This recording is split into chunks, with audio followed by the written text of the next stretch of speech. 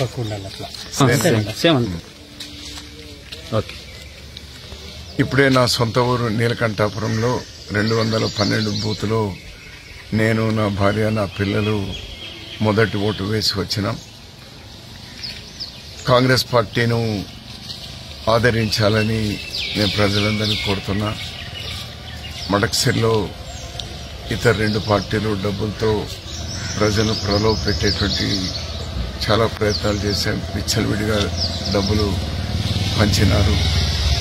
కాంగ్రెస్ పార్టీకు మా విశ్వాసం అభివృద్ధికి ఓటు వేస్తారని, మడక్సిర్ గెలిపిస్తారని, అసెంబ్లీలో ప్రతిపక్షంగా కీలక పాత్ర పోషించేటువంటి అవకాశాన్ని కల్పిస్తారని నేను నమ్ముతా ఉన్నాను. వాతావరణం కూడా చాలా బాగుంది. ప్రజలందరూ కూడా ఓటు వినియోగించుకోవాలి, ప్రతి ఒక్కరు ఓటు వినియోగించుకోవాలని కూడా నేను కోరుతా ఉన్నాను. రాహుల్ గాంధీ గారు ప్రధానమంత్రి ఖచ్చితంగా అవుతారు. ఈ దేశానికి మంచి రోజులు రాబోతా ఉన్నాయి.